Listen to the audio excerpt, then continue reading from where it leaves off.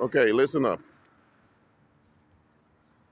Faith, hope, and love is something the Apostle Paul spoke about in the book I believe the first book of Corinthians, chapter 13.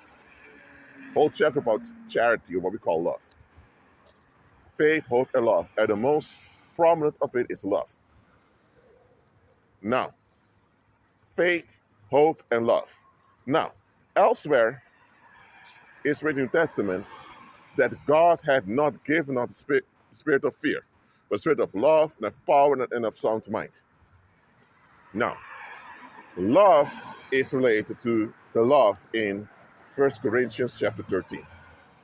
We know that. Okay? Power is associated with hope. Hope means expectation for good outcomes. You're guaranteed to have good outcomes. It's something to look forward to.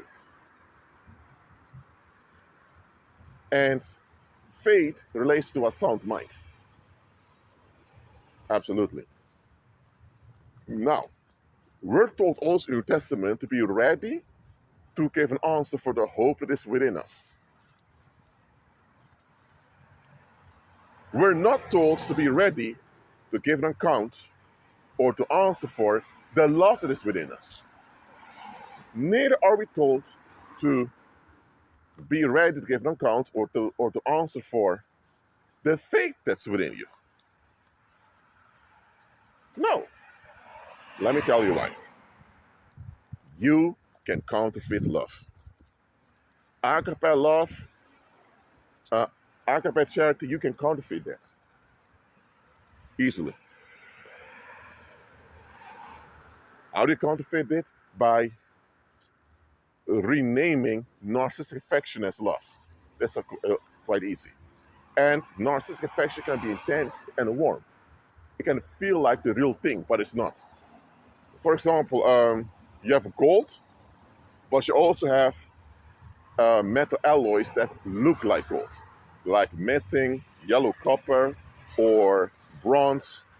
These are all substitutes that look like gold. They may even shine like gold if you put light on them, but it's not gold. It's not the same. The same way you can counterfeit love.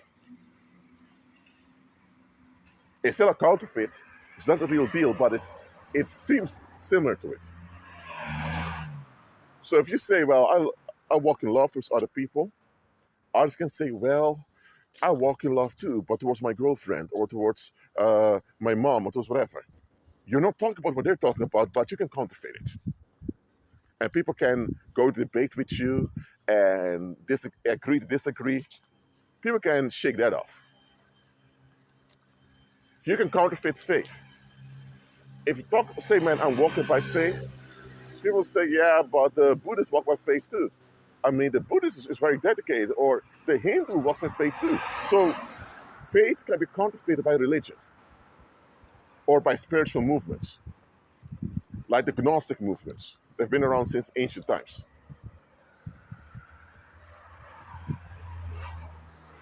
But there's one thing that cannot be counterfeited nor faked, and that is hope. Hope in this case means you're guaranteed to have solutions and good outcomes in the future. And because you're guaranteed for good outcomes and solution in the future, today you're motivated because better days are coming. So anytime something goes wrong in your life, whether you lost your job, you're facing an eviction notice from your home, or your husband left you, or your wife cheated on you, or you find out one of your children is not really yours or whatever, or someone filed a lawsuit against you that doesn't add up and now you have to go to court. Anytime bad things occur, because you have hope, that situation turns around in your favor and you overcome the situation and you're better off afterwards. Now, you don't know how this is going to happen. You don't have all the details. You can't know all the details. Nevertheless, people can see that situation was beyond your control. There's nothing you can do about it. It was a bad situation, but guess what? There was power working through you to resolve it for you. So everyone's going to see it. This Kevin over here, or this Raphael over there, they both went through difficulties. Kevin is a pagan who does rituals at home, who carries animals, all of that, and Raphael is a believer. Now, the financial difficulty totally crashed down Kevin. Even though Kevin survived the financial difficulty, he was totally crushed by it. He's traumatized. But Raphael over there, he went through more than Kevin did, but it seems like he never didn't go through anything. Seems like at the right time, people jump to his life and do things for him. For example, Raphael, he faced a court case because one time he's lost his school and he shouted at someone. But guess what? The judge decided, I know we're not going to process this case, there are more busy things going on. That guy should have been in jail right now for disrupting public order. And that guy already had people dislike him, but everyone disliked him. Look at their lives right now. They're all falling apart. So everyone can see this power working through Raphael, fixing and arranging everything for him. Raphael does his part, and while he's doing his part, whatever power is behind him is working things out. Now, Kevin, the pagan, does not have this.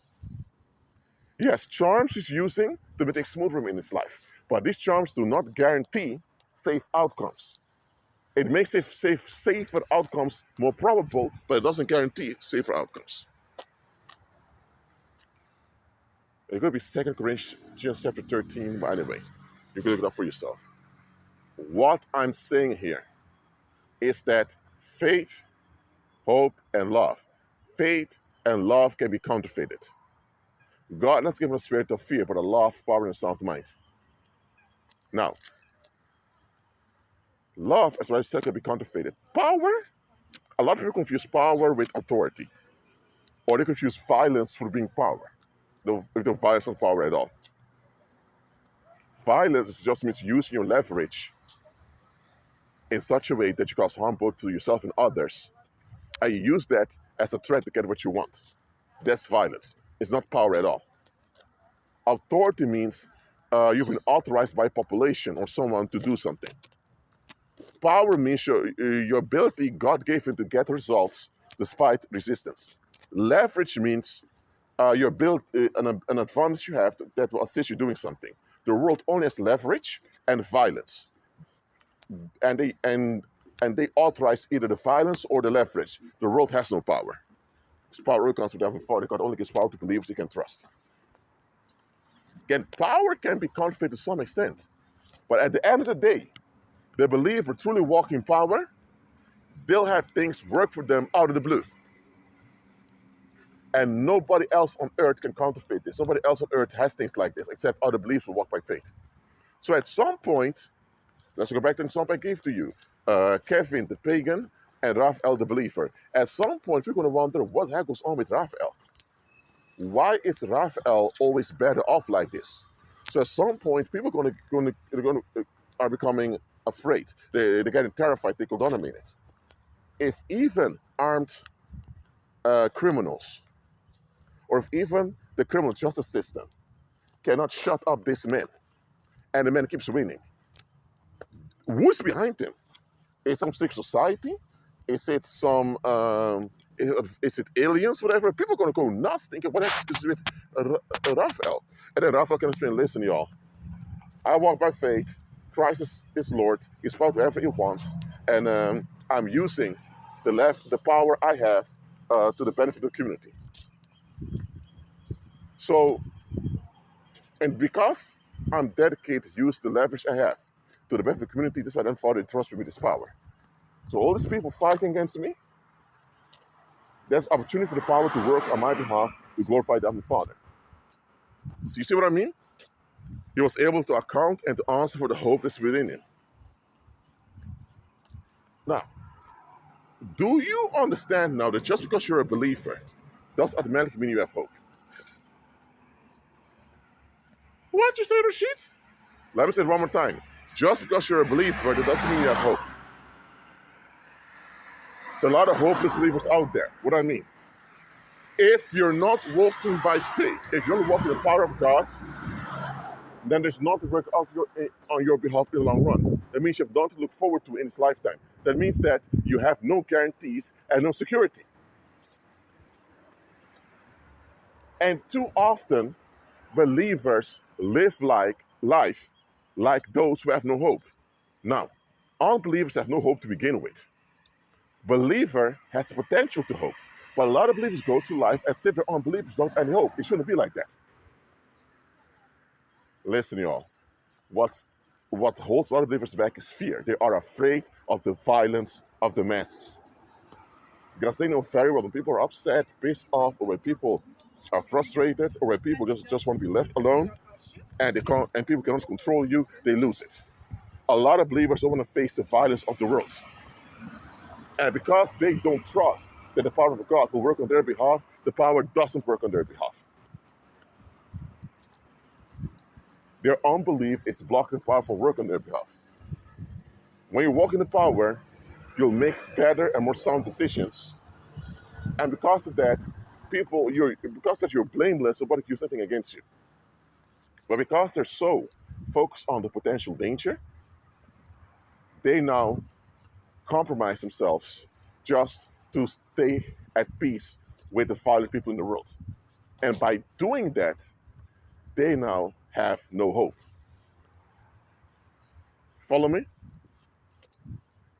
And let me tell you all, any compromise you make with society so they will not use violence against you or they will not turn on you is a wasted agreement. That agreement is backfiring on you. Because listen, when society has a lot of tension going on and they need victims to take it out upon, they don't care how well you behave for decades. If you are a available victim, they'll make an excuse to excuse themselves to take it out on you. Simple as that. Or if society, if you are in your older years, as you call it in the world, if we don't believe in becoming old and all of that. But let's say now you're in your later years, 60s, 70s, 80s, or above, and society does consider you that important anymore. They invest in the youth. It doesn't matter if throughout your young years and your adult years you invest a lot in society and you always behave yourself. They don't consider you relevant anymore. They'll discard you.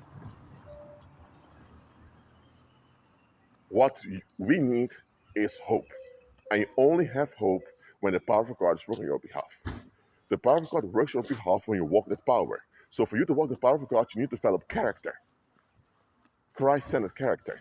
It's when you develop Christ-centered character that hope will unfold in your life, because with a Christ-centered character, God can trust you with power, and now you walk in the power and you have guaranteed good outcomes following you. You don't have control over life circumstances. You don't have control of other people. You cannot prevent every bad thing that's coming your way and all that. No. Bad things will happen around you, but apart from that, you are in the leverage. You're the head, not the tail. You're overcoming. That's what you need. Amen? And let me tell you, believers, a lot of them today are going towards paganism to get some security. That's how low the self-esteem has become. That's how low they feel about themselves. They go to stinking demons or head into the lake of fire just to get some short-term advantage. While they have the Holy Spirit inside of them, if they just align themselves with Christ internally, they develop a Christ-centered character. Now they're now identified and trusted with power, and they can use the power in daily life, and miracles happen, wonders happen, breakthroughs happen. All right? So, Christ-centered character, we don't need it as believers. We really need that. Without Christ-centered character, you have no hope. Was it for now? Keep in agreement with Christ. Be at peace. And I'll see you in the next live stream. Shalom.